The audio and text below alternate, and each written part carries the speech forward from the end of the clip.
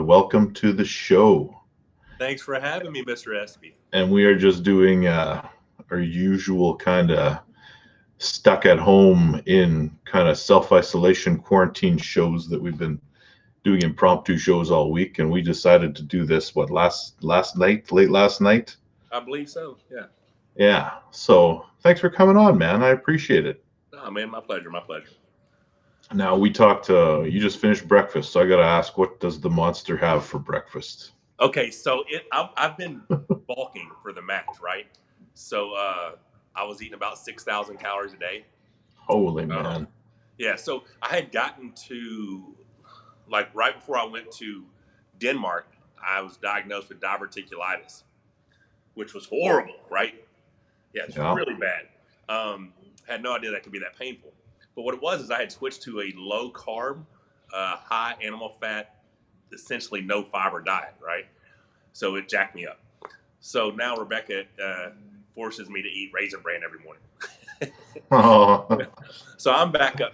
I'm gonna give you my typical day of what I had been doing leading up. So a big serving of Raisin Bran, skim milk, massive scoops of peanut butter. I love peanut butter. And I was just dumping that because I needed calories, man. And then I would drink a big protein shake. Well, that was my first meal. Depending on when I trained, so let's just say I did my cardio circuit, I had breakfast, and I had my workout circuit, hour and a half later, whatever. Then I'd have another big protein shake, and I'd have a package of Pop-Tarts.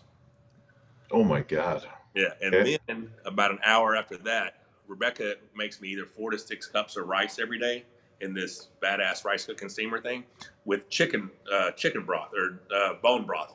It's got, I think the container's got like 28, 30 grams of protein in it. So she cooks it with the chicken broth. And then I will open that up and make 2 meals out of it. So they're probably 2 or 3 pound meals, pretty heavy. Because then I'll take a family size can of chicken, which is 54 grams of protein, and I'll spray the skillet and I'll throw it on a skillet and sear it up stuff, put some garlic powder and pepper on it. And then I found these 30-cent packages of gravy mix that were like essentially very low calorie. Because if you put I'm from the South, if you put gravy on anything, it makes it better, right? Yeah. So I would just pour this brown gravy on there, and I would just stir this big ass bowl of food. It was this trough size bowl, and I'd eat that twice a day. And then I would probably have, some days it'd be a whole box of mac and cheese and a family size can of chicken, and then there'd be another meal. But this morning, I said all that to say, I cut out the peanut butter this morning. I do have a banana with breakfast as well.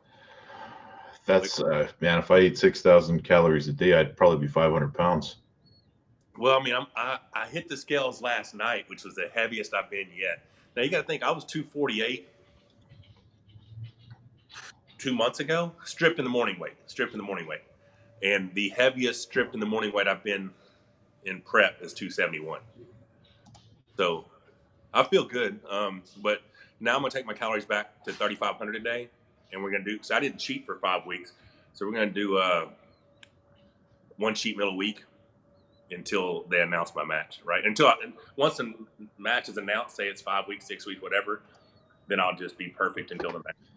So now I'm taking my calories lower, adding in a cheat meal each week. So I'll probably get back around 260, try to get as ripped as I can, and then when it comes time, I'll try to pack back on some muscle. So how do you feel now that, I mean, they've postponed everything? Okay, so I don't want to sound selfish and say that I'm heartbroken and it's disheartening and all those things, because it is. Because as a professional athlete, I love the quote that you made. It's funny how people say, I've been training for 6 months. I've been training my whole life. What are you talking about? Yeah. I'm not the guy who's genetically gifted that can just, party and stuff. Oh, I got a match, I'll start training. No, I have to train year round. Every day I dedicate myself to this. So yes, all those things are true. But right now my priority is my family, loved ones, friends, society in general. Just follow the guidelines, be healthy. Let's get through this so that we can get back to some normalcy. I do believe that this is there's going to be a benefit from this, and it's gonna make people get back to what's most important, family and caring about one another and bringing us all together. So I mean, it's a very sad state because you and I don't know if you know, but we have a dear friend who lost his grandmother to this in Italy, and I was going to tell you, so I found that out a week and a half ago, and when I heard that, it hit home to me, because the Oh second man, I knew someone who had lost someone, holy shit! I mean, this I stuff's got real. I got goosebumps because I know exactly who you're talking about, and I don't know. I had no idea. I know. It was. I was just messaging to see how he was doing and sending my prayers and love for him and his family. And Yeah. he sent me back a voice message telling me that, and it, dude, it was horrible. Wow. I had no idea. Yeah. I will send him a message later Yeah. today, So I and mean, that's the thing. We just got to be,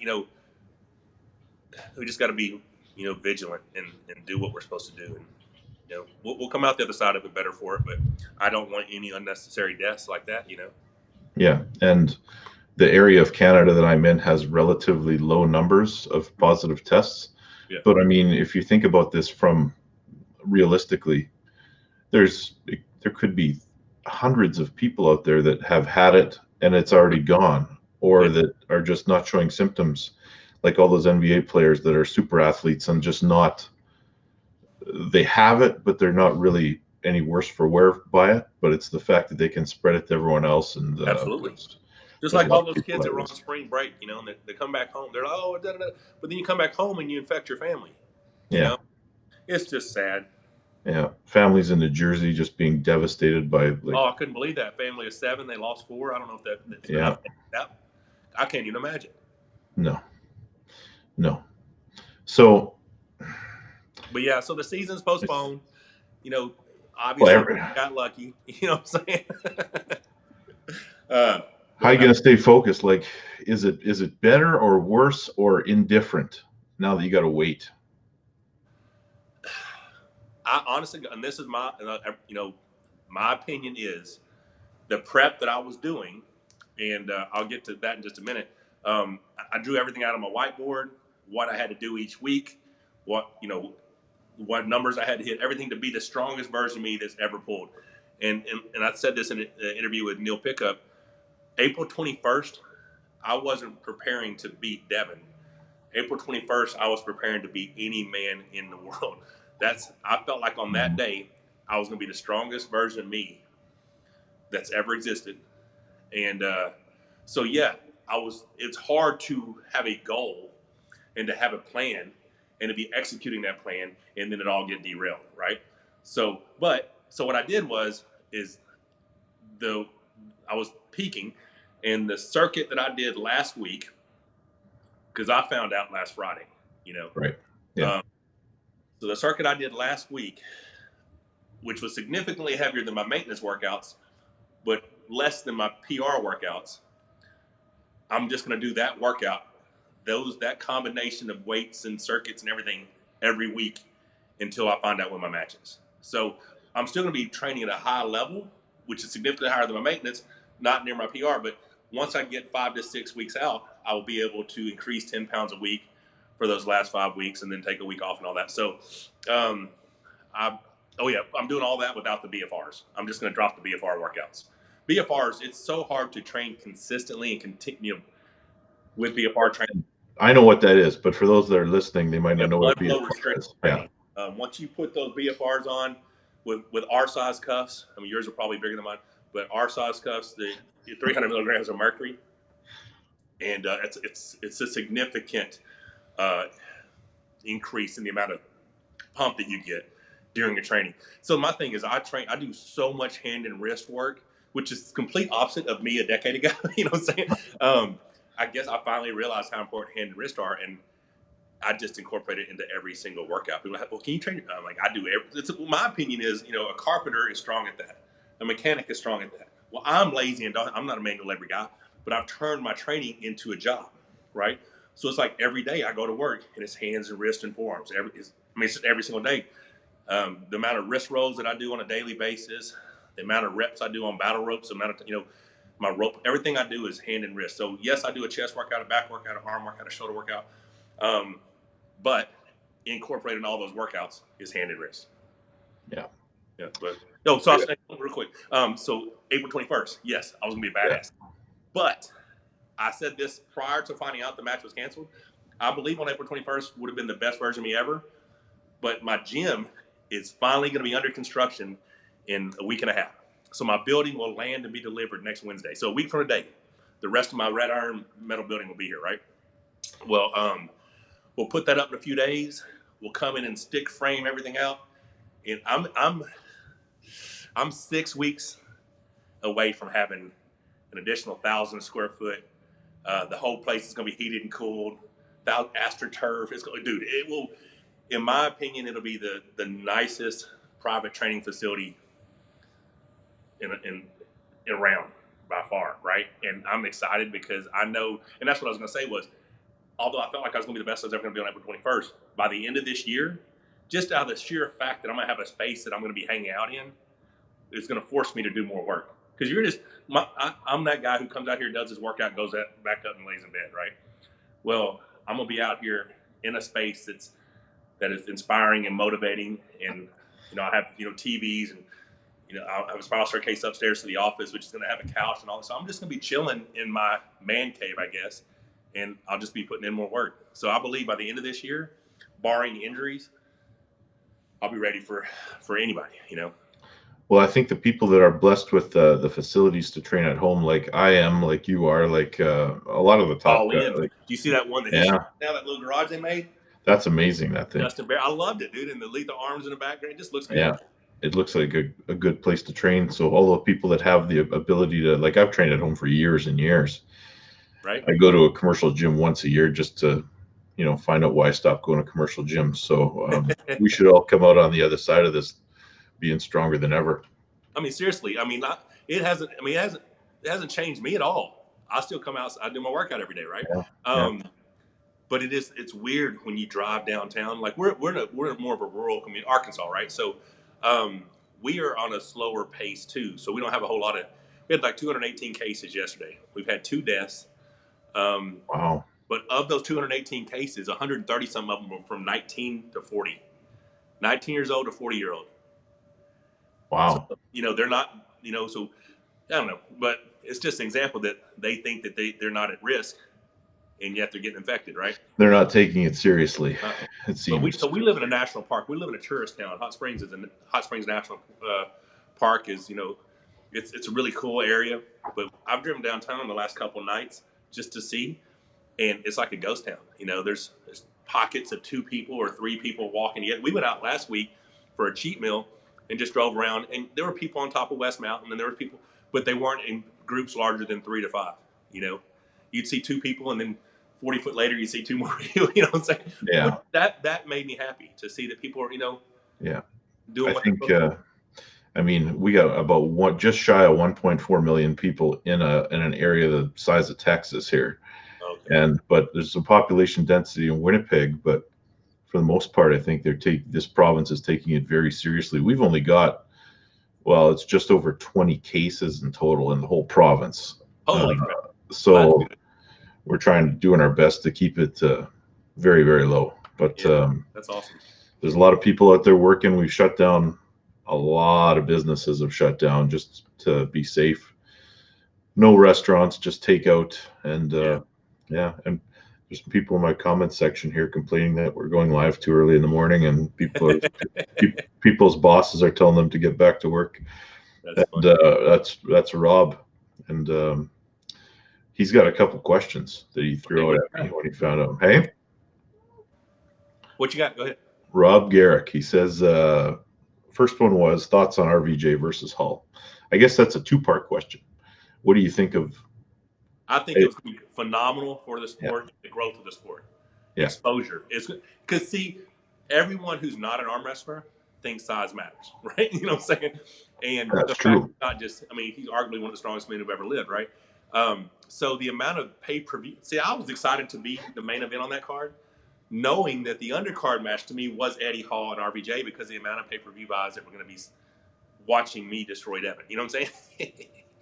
But so for that reason, I thought it was going to be spectacular. I really did.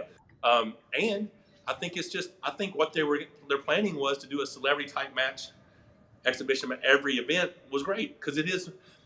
At the end of the day, man, people need to know that we're professional athletes. They need to know that we're professional sport. The things that I did not like were how Travis would arm wrestle a football player at the pro football and let the football player beat him. Yeah. You need to set an example and show that, listen, guys, we are very, very good at what we do. You're not stronger than me because my arm wrestling muscles are highly developed. You might be stronger than me at bench press or stronger than me at whatever. And, guys like you and I have had big benches and big lifts in our life, so we weren't weak anyway.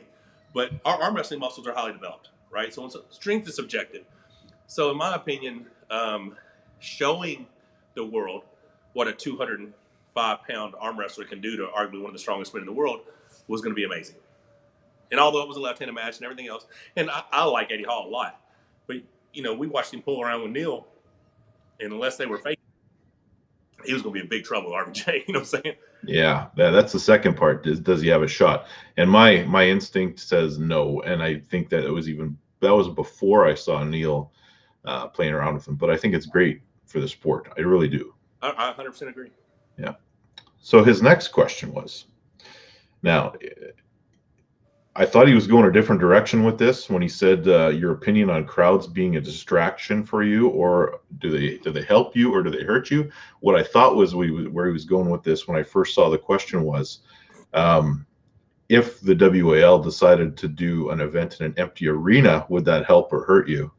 Or an empty facility? So basically, it's the camera crew. Is that not where he's going? That's not where he's going. Because that's what I thought.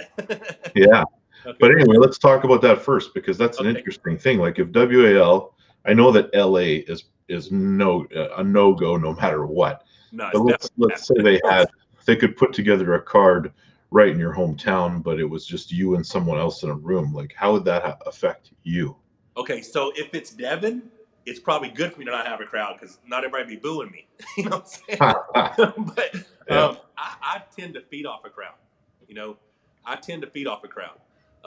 But when you and I have been doing this so long, once we set our mind to something, we just go attack the task and do it regardless. So is it going to make a difference whether I win or lose, whether there's a crowd or not? No. But yeah, I mean, that is something that, I especially when you're doing a entertainment style of arm wrestling, like Arm Wars or stuff like that, I look around and I try to find somebody, you know what I'm saying? Yeah. So I think it would have been the same outcome either way, whether there's a crowd or no crowd. But I like having a crowd, So the next part of the question was, and where he was actually going with this, he says your last match with Devin, Jody was screaming at Bart so much that Bart actually stopped reffing the match to look away and defend himself and explain rules as she screamed away at him. Never seen anything like it. So I guess he's alluding to does that kind of thing help you or hurt you when it's Devin in particular in a big match setting where there's a lot of distractions being put out there and probably somewhat intentionally? Yeah. A lot of people have messaged me after that match or said stuff to me. Man, Devin's wife, man, I don't like her. I'm like, dude, don't worry about it. She's an actress by trade, right? That's what she does. And but yeah, when I go back and watch, because I've watched that so many times, right? A lot of my training is to that match. I just listen, let the match play, and some of it is I feed off the unintentional negative comments by Neil Pickup. I don't think he realizes he's being negative, but Michael never had hand control. He's just going on raw spirit and heart or some shit. I'm like, dude, I took his hand every time. How could you say I didn't have hand control? You know what I'm saying? But so I feed and I listen to that. But I was proud of myself when she's like, running away is your specialty. I'm like, no, winning's my specialty. I know what you're talking about. So I kind of fed off of her. Everything she did that day had zero effect on me. Now, distracting Bart or whatever, I mean, I don't think people think that I'll cheat and my elbow's off the pad, and my elbow's always touching the pad. It's just touching a part of the pad. You know what I'm saying? Yeah. But excuse me. So I don't think it matters, about people, talking Bart or anything like that. Yeah, I gotcha. So next, he's got a few here. So the next part, he said, will we ever see Levon versus Michael? I hope so. I hope so. Yeah. And I'll be honest, man. We don't know what's going to happen this year. You know what I'm saying? Like, PAL season might go to shit. You know what I mean? Yeah, it could. I mean, their first events in they're not June. handling their stuff as good as we are. Europe might be worse than us, right? Yeah. So we don't know what's going on. Yeah. And we honestly don't know what's going to happen with the WAL season. Like, I hope it happens. Yeah. I'm optimistic because I'm financially invested. You know what I'm saying? This year, if I go undefeated again, this will be my biggest pay check ever. I'll make the most money this season than I've ever made. So obviously, I want the season to happen. You know what I'm saying? I got to take care of my family, right? So if it's a significant amount from my belief from the Devin match and then the finals match this year. I'd make a pretty good chunk this year, right? So I definitely want it to happen. But if we don't know what's going to happen, dude, if this comes out and there's this and there's that and it's too late to put together a season and my training's going well, I'd happily meet Levin or Levon wherever, somewhere. I don't even have to do this thing for a league. Let's just find out. Wow. You know what I'm saying? Like, I'm telling you, I think I got a shot. Like, I think I got a legit shot. My riser is really, really strong right now. My pronation and side pressure is stronger than it's ever been. And I showed you that arm handle when we was doing the thing me and you got. Yeah. That has drastically changed my pronation. Because when I trained pronation before, it's just the rope puller, right? This is all the pronation work I did. Now I set the arm on my pronation is actually how I arm wrestle. So I'm pinning it. So I'm incorporating that side pressure into my pronation. So in my opinion, if I can spin his hand out, slip, go to the strap, anywhere near the center of the table, and I get to sink in there nice and tight, and I get to hit to the rear of the pad, and I hit that pronation, and I flatten his wrist, he's a very big and strong dude, but I put people on panic mode quick, I think you might be the only North American super heavyweight that has the tools at the moment. I mean, Jerry might make an interesting match for him, but over 6 rounds, that's hard to say. In my opinion, Jerry makes it interesting against Vitali.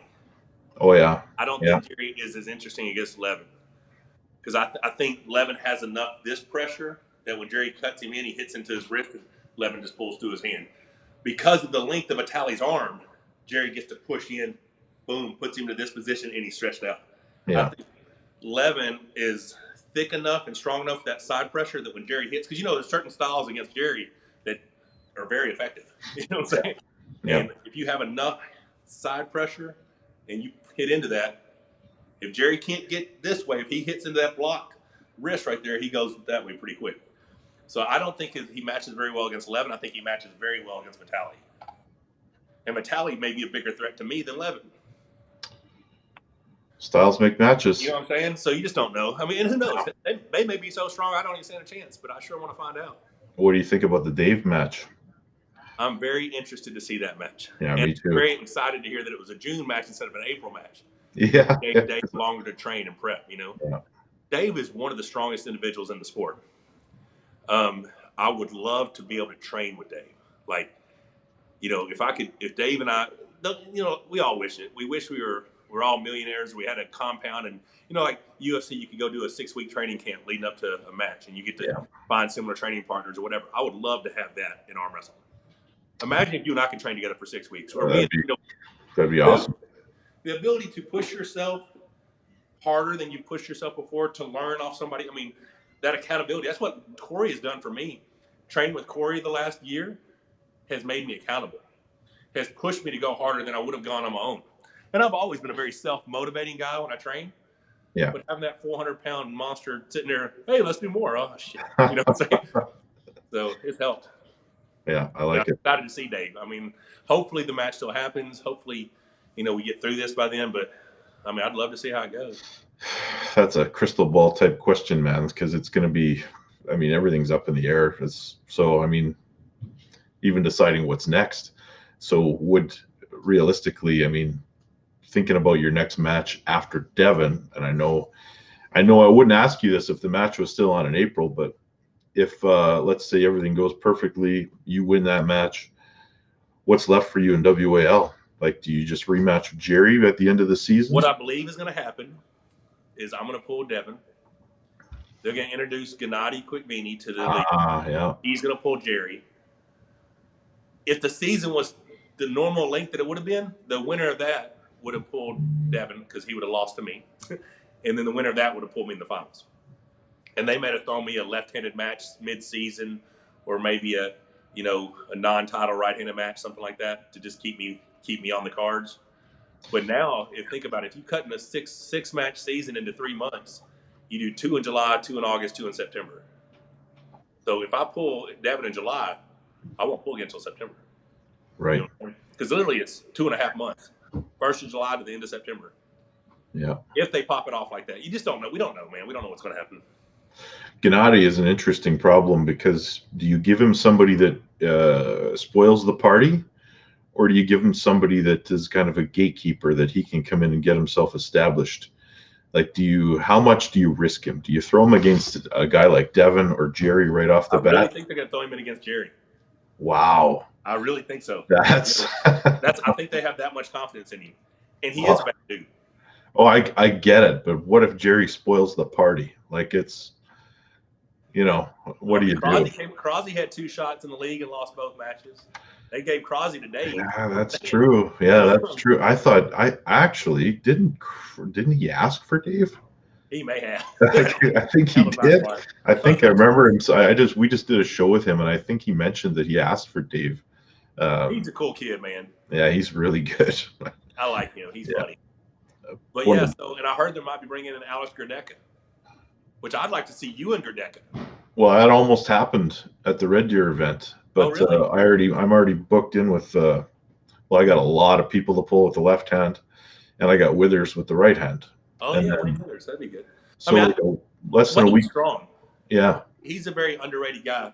Him beating Matt helped, but then there's so many people saying, "Well, that wasn't that same Matt," and I don't think it was. But okay, and I like Matt Mask a lot, so I don't want this to come across being negative. But Matt Mask's rise to fame was his battles with Devin Larratt in the 225 class. Absolutely. So 100%. He hadn't really proved himself as a super. He did get one win on Jerry, which was very impressive. Yeah. But outside of that, as a super, he hasn't done a lot, right? So to say he's one of the best in the world in the open weight category would be an exaggeration, in my opinion. Well, he's faltered against the biggest guys, the top big guys in the class. Well, that's just WAL, though. Let's think about Europeans, right? Yeah. Think about some of those dudes that can just force you into a hook. Yeah, they're out there. Doing shit in a hook. You know what I'm saying? Not when that dude's top row is vicious. But you get him sucked into one of those little short-armed, stocky dudes, that's a bad day. You know what I mean? Yeah. And I don't know, man. I like Matt a lot. I think he's awesome. And he looks like he's a freaking giant. He's so much taller in person than what he looks. Yeah. I've got pictures of me and him face to face, and I'm like, holy shit, you're a big dude. Yeah. But, he had a lot of fame for battling with Devin at 225, right? And that's some other shit that gets on my nerves. Oh, Devin's getting his hammer back. Devin had never had the open weight hammer, guys. He had that skinny guy 225 hammer. You know what I'm saying? Yeah. Don't say stupid shit. You know what I'm saying? That's just dumb, And I think he didn't he lose that hammer right at the end? Didn't John take it away from him? No, John won in 2005. So all right. In 2004, Marshall Raboza beat him right-handed. Yeah. Devin won the left. In 2005, John beat him right-handed. Devin won the left. In 2006, he won right and left. In 2007, he won right and left. Okay. But and they mix up his stats all the time. Like when they introduced me and him to arm wrestle in Atlanta in 2018, like the 2015, 16, 17 heavyweight. Well, if you're talking about left-handed, he was, but right-handed, he only won the 16 and 17. That people get confused. But Devin is one of the most accomplished arm wrestlers in the world, right?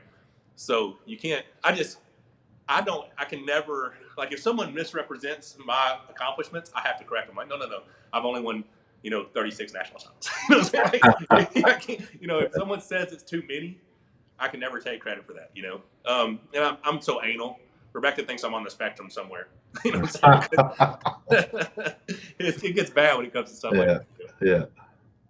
Because I'm not a guy that misleads or misrepresents his accomplishments, What questions you got? You looking at something? I got a couple more, yeah. Same guy wants to know how your treatments are going, how your body is holding up after your last treatments. I assume that means stem cells. Okay, so I'm feeling really good. The stem so prior to stem cells, and if you see Devin's video, his PRP or whatever stuff he got done, he had some cytokines and exosomes, I think, as well. Well, see, I'd done cytokines and exosomes 4 weeks before I did stem cells. Well, my stem cell guy also has a cytokine exosome company, so he sent me 10 more weeks of cytokines and exosomes. So every week for the next 9 weeks, I'm injecting cytokines and exosomes. See, I don't have to do site injections. I can just go, inner thigh or belly or whatever. So those things just go and heal. So I'm feeling really good. So it's like a subcutaneous thing? Yeah. Yeah. Google cytokines and exosomes as far as healing goes. I shall. Yeah, it's good stuff. Next one is, how many years do you feel you have left in you competing at such a high level? And will you shut it down when you can't be the champ anymore? All right, so here's what we got. I'll be 47 in June. And like I said, I believe I will peak. I think I'll be the strongest I've ever been this year. So in the fact that I did get, stem cells, and I've got the access to the cytokines and exosomes, and I treat myself like an athlete. And, think about it last year. I had 2 matches. Yeah. I had 2 matches, right? They were hard. Like, I get injured every time I pull Jerry in that tiny ass strap, but now they got a bigger strap, so I don't have to worry about that so much. But, I pulled some tournaments outside of WAL, small stuff, but I didn't really take that much damage last year, outside of a fractured hand, right? So if I was just to continue with WAL, I think I got a while left, right? Because it's not like I'm taking a lot of damage. I'm doing 2 to 3 fights a year, right? So it's not like one of these things where you put a time frame on it, like some UFC fighters say, when I'm 50, I'm done, kind of thing. Or, well, not even, they wouldn't say that unless you're Randy Couture. But they put okay, so here's how I look at it. There's 2 things. One, my contract. I had signed a 5-year contract. People are like, hey, after this year, you going to PAL? No, because I have a contract. You know what I'm saying? And it's not that I don't want to. I just have a contract, right? Now, I don't think Devin signed a 5-year contract. I didn't know that there was an option to do less contract, you know what I'm saying? Because this was my first ever, experience with WAL, right? So I have this season, then 2 more seasons. I mean, yeah. So I'm in it until I'm out of that. That doesn't mean I can't set up an 11 match or a challenge match outside the season. Yeah. It's in my contract that I can do that, right? So I'm cool with that. Yeah. So I want to continue. As long as I can continue to progress and train, I'm going to keep full bore hard. Like I said, I have a lot of things in my favor. Me getting my space complete, my gym, there's a lot of trophies in the gym, but there's that many trophies in the house. So we've lived here 6 years and Rebecca hasn't got to decorate. So once I get all that out of the house and into the space and I have it made up the way I want and I have the feel that I want and I have that environment that's going to inspire me and motivate me to train, I feel like I'll be able to be even better than I am now. That's the perspective I have on that and I don't think there's such thing as a retired arm wrestler. I look at these grandmaster events and I'm thinking, shit, when I'm 50, I'm going to fuck all those dudes. You know what I'm saying? Yeah. You know what I'm saying? But this is me seriously. If the WAL season falls apart, if we don't recover from this for several months, whatever, and I'm going to take, I'm going to get together and put together a proposal, and I'm going to present it to as many national, international brands as possible and suggest that they put me and my wife in an RV 6 months, 12 months, whatever, wrap it with their brand, proud sponsor, World Armwrestling Champion, Monster Michael Todd, and put me on the road. And each week I will do an expo. I'll demo your product, either at a tournament. I'd love to get back to going around and pulling tournaments and getting more tournaments. You know what I'm saying? And just interact with the people, because that's the part of arm wrestling that I miss. I miss that fellowship. I miss that camaraderie. Right now at the WL, Dev and I have to be enemies. It's just, I don't know, man. I miss the fun. I miss the fun, right? Yeah. There's a lot of pressure trying to be the best. You know what I'm saying? And it's not that I don't appreciate it and thankful and blessed that I have that opportunity to compete as the champ. But in a perfect world, I would be in an RV with my wife right now, and we'd be on our way to wherever, and we would stop at the Grand Canyon tomorrow, and we would camp at the Grand Canyon. I'd take pictures with fans, and I'd do my YouTube. My YouTube would be a full-blown arm wrestling training, travel YouTube, and that would be my life. I'd have my dogs with me. That's what I would like to do, and I think it's viable. I really do. I think it's in some big company's budget. I mean, you had a traveling billboard for a year. I mean, look what Travis is doing with tires. You know, it's the options out there. It's just who has the freedom to jump in an RV and travel. Yeah, I would be one of those people that do. You know, so yeah. I think Travis sometimes steps over dollars to pick up nickels, though. Yeah, he's got he's got a lot of missed opportunities to make money out there for him. I mean, what was he monetized in about 3 hours when he started his channel, and now it's dead. But ours died quite a bit because we took probably 4 or 5 months off. Man, I'm gonna tell you what happened. We were at the finals, and I was led to believe that when they had 200-something thousand subs, that Arm Wrestling TV was making significant money monthly, like 5 figures a month. Once I asked him, they weren't. And I thought, holy shit, that's a lot of work for that much money. And I was doing it, yes, because I want to interact, whatever, but I wanted to, pay my bills. Yeah. So if I get to 10 grand a month, my bills are paid. So I will be a full-time YouTube dude, whatever. I'll do it all if my bills are paid. But I couldn't have Rebecca spend that much time editing videos and doing all that stuff for a few $1,000s a month because we still had the stress of bills. You know what I'm saying? So we kind of heard that, and it sucked the wind out of our sails. Because I was thinking, damn, we're nowhere near 200,000 subs. And if that's all they're making at 200,000 subs, but I don't know, man. People say, oh, you're in it for the money or this. Dude, I've been doing this for 30 years. I just got to take care of my family. I will happily take care of my family shooting videos and putting them out there and doing live things and live that and answering questions and Q&A. I'll happily do that because I really appreciate the fans. But I still got to provide for my family one way or the other. So whatever means I have to do that's what I'm going to do. I don't get the statement you're in that for the money. If you're doing something you love and you're trying to make a living off of it so you can do that more, it doesn't necessarily mean you're in it for the money. Oh, dude, people give me shit about okay, so check this out, the Jerry match last year. Yeah. I was 100% in the right, you know what I'm saying? But there's a significant win bonus. Significant. Like, I can't tell you, but I may have told you in the past, but I can't say it live. I got X amount to show, X amount to win. When I took the match, I counted all that money. You know what I'm saying? Yeah. So the second that he fouls out, it's over. I've arm wrestled 4 rounds with a fractured hand, right? I've got a fractured hand and nerve damage for 4 rounds. And these people are like, oh, well, if you're a man enough, you do this. I'm like, dude, it's not, oh, I didn't think I could beat him again. I wasn't risking my financial security to give you guys another shot when he quit. You're calling me the quitter, but he quit. You know what I'm saying? Mm-hmm. Now, they said, okay, Michael, you're the champ. It's cool, but we really want to find out what's happening. Here's another $5 grand. Me and Jerry are pulling again. You know, Robert Drake would have done that. Robert Drake would have threw some more money on the table. You know, he would have. So I mean, you can't fault me for getting what I earned and not giving you guys a show. It was over. It's still a show. It's still a show. It was probably the best show we've seen, and it's going to happen again at some point. I mean, it has to. It has to happen again. It has to, man. I like Jerry. No. Jerry actually messaged me. I guess it was yesterday, the day before, because I posted a video. Did you see my video of me doing the burpee workout? I saw the thumbnail for it. I haven't watched it yet, but I almost died. It's horrible. Guys our size are not made for burpees, right? And I'm not your size, but we're not made for burpees. You know what I'm saying? And I can't bend my wrist past here, right? So I can't even get to push-ups. So I have to do dumbbells. Ooh. So the whole reason I'm doing clean and press with the dumbbells is just so I can jump down into a burpee, right? I'm gonna do 15, 11, 9. I'm gonna do a quick workout. I was just bored. I was like, I'll do it. Man, I get through 10 of those things. I'm like, screw it. I'm gonna do 3 sets of 10. I couldn't breathe.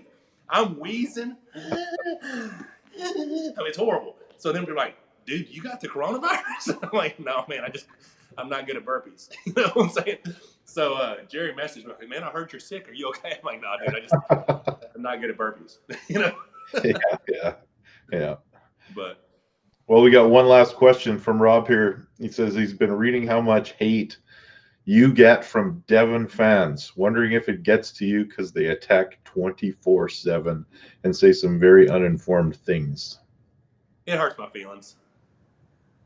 It does. Because I mean, I've dedicated my life to this sport. I've sacrificed a lot. You know what I'm saying? I've my health. You know what I'm saying? I have an arm that's lost 19 and a half inches range of motion from my love of this sport. You know what I mean? So when people say shit, it hurts my feelings. But I'm getting better at it. Like I used to on Instagram, when they say negative shit, I would, do 3 flip you off emojis. And now I'm like, LOL, God bless you with a heart. You know what I'm saying? Yeah. So, what bothers me the most is when they're disrespectful and people brought up, said negative things about my loved ones. That's the shit that makes me want to hunt you down. You know what I'm saying? Because I don't forget that stuff. I'm not a guy who can be fake. Like if I have a problem with you, when I see you, I have to confront you. Like I can't just shake your hand and just be and I'm not made that way. I mean, I don't know. And I'm not a badass. But I'm just saying I have to confront. I was raised that way. Yeah. If someone disrespects you, you confront that person. You know what I'm saying? Yeah. And so I don't know, man. I've lived my life the last 20 years trying to avoid high risk situations because I know my triggers, right? Like my wife and I don't go to concerts because I know someone's going to be disrespectful. I have tournaments in sports bars, but I'm out of there by 6 o'clock. So I'm out of there before the drunks get there, right? So yeah, Jody Williams just came up. Yeah. I've been throwing little things. The first time I saw one, I was like, holy shit. You know what I'm saying? Yeah. So for me, it's just, I love the people I love. I protect the people I love. And it hurts my feelings when people, attack me or my family because, we live in a society where there's no consequences for your actions. That's right. When you and I were growing up, you couldn't do that. There was immediate correction.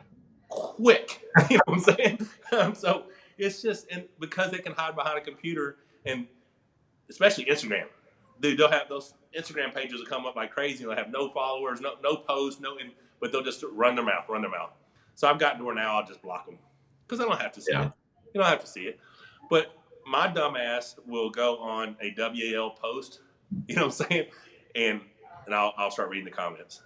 And it's just one after another. And, I'll tell you something that's funny. I did that interview with me and Neil and Devin. And part 2, I'm reading it. And I'm getting a lot of love. I'm like, oh, this is awesome. Holy crap. I can't believe this. There's only like, 20% negative, 80% positive. Well, let's go back and look at one. One was like 90% negative, 10% positive. Like, what happened from 1 to 2? You know what I'm saying? Because by the second interview, people loved me. The first interview, they hated me. You know what I'm saying? So I don't know. That's progress. That's progress. I guess, right? So I'm about to step in it big time Friday. I don't think they've announced it yet, and it may not happen. I'm still waiting to hear back from Jamie. But I might be doing a live workout on the WL channel. That'd be cool. So it'll be the WL channel. Yeah. Not my channel. So my channel, I get a lot of love. WL channel, woo! And a live feed. Oh my God, that's risky. You know what I'm saying? But who knows? Well, I look forward to that if it happens. Yeah, I'll let you know. I mean, they'll announce it, if we're going to do it. Yeah. Because, it's basically, I'm going to show them a workout that I would normally do with, like, my machine and my cable crossover, my rear delt. But I'm going to do it all with dumbbells. And I'm going to incorporate my wrist rolls, my cable pulls, my battle ropes. Just, hey, guys, if you're at home and you want to work out, I'm sure you got some dumbbells. Maybe you got a set of ropes. You can find a way to do some wrist rolls. And if you may not have a cable system, but I'm sure you got some bands you can hook your table up to. This is a great little 10-minute circuit you can do at home, So just stuff like that. Well, that's cool, man. I bet you got Corey sitting there waiting to work out with you. No, I meant to tell you he's not coming today. Oh, he's not coming. Okay. He had to work on his house. But you are getting ready for a workout now? No, I did my morning circuit earlier. 15 rounds of wrist rolls, forwards and backwards, 7.5 minutes of battle ropes. And today, since we're going to do arms tomorrow and the workout that I'll do for WLB shoulders, I'm going to do legs sometime today. Cool. My leg workout's 500 rep leg workout. So it's about a 9 to 10 minute workout, 50 rep sets on everything except for seated calves, and those are 100 reps. So you do like a leg inner thigh for 50, then 10 air squats, ass to calf air squats. outer thigh, 10 ass calf air squats. Calf raise, air squats. Leg press, calf extensions, air squats. Leg extensions, air squats. And then lying hamstring curls, wall sit, and then standing stiff leg deadlifts. But it runs quick, but it's horrible. It sounds awful. It's really bad. You lost me at legs. Yeah. All right, brother. Well, 45 minutes. I think that's pretty good. You want to wrap her up? I appreciate it. Yeah, good deal. Yeah. Well, I appreciate you coming on, man. And we didn't talk about WL that much. we talked about. We talked. I mean, we didn't talk about the other matches and stuff. Modeling in arena, that was going to be awesome. That was going to be wonderful. I think it's going to be a good card when it eventually happens. One of the ones that's generating some of the most is Ryan Bowen versus BLM, the most chatter rather, and I think it's going to be cool. It's so there's your match, the Eddie Hall RVJ match, Arena, Malin. You got Angry Bird, Bowen, and then Angry Bird versus Jamie Sheldon. Yeah. Well, yeah. So I don't know what's going to happen. I can get a hold of Southwest today and get my airfare refunded. Yeah. But I don't know, man. Well, I'm excited about them running the rest of the season in Chicago because I go have Giordano's pizza. That makes me happy. I've never had that, but I think you have not had Giordano's pizza. Okay, put that on your live list. You have to have Giordano's pizza. Oh my god. Well, it'll be on the list, and we rank all pizza on a scale of 1 to Giordano's. You know what I'm saying? Yeah. It's ridiculous. I was Jamie was telling me I'll be getting a hold of you in the next few weeks, but I assume that's all been tabled for now. Like, why would you start lining up matches for a card that may never happen, like 602, 603? Yeah. Yeah, I was talking to Jamie yesterday, and he's in San Diego. He's been in San Diego the last 6 months. I didn't know I thought he's in Chicago. And it's California is shut down, But he was kind of freaked out. They went for a Sunday drive where they were out, stayed in the car the whole time, and they were shocked at all the people that they saw out. Which, I just wish people would pay. It's an inconvenience, man. If it's a 4-week inconvenience, just be inconvenienced. You know what I'm saying? But don't let unnecessary deaths happen because you were too prideful to follow the guidelines. Well, they're just dragging it out. So yeah, absolutely. It makes no sense. Yeah. All right, brother. Well, it is time sir. for my workout. We should do this again in a couple weeks and see if there's any updates. Hopefully, I haven't just said screw it, came off my diet and 300 pounds. It could happen. You know what I'm saying? I'm like, yeah. Don't do that because Devin won't be doing that either. I guarantee you. No, the thing about it is Devin gets to eat like crazy. He gets to eat pizza and all that stuff, and he doesn't get fat because he's a clean dude. If I eat like that, man, me and Corey be the same weight. 450-pound Michael Todd. I'd be round. I would be very, you know what I'm saying? Right on. All right, brother.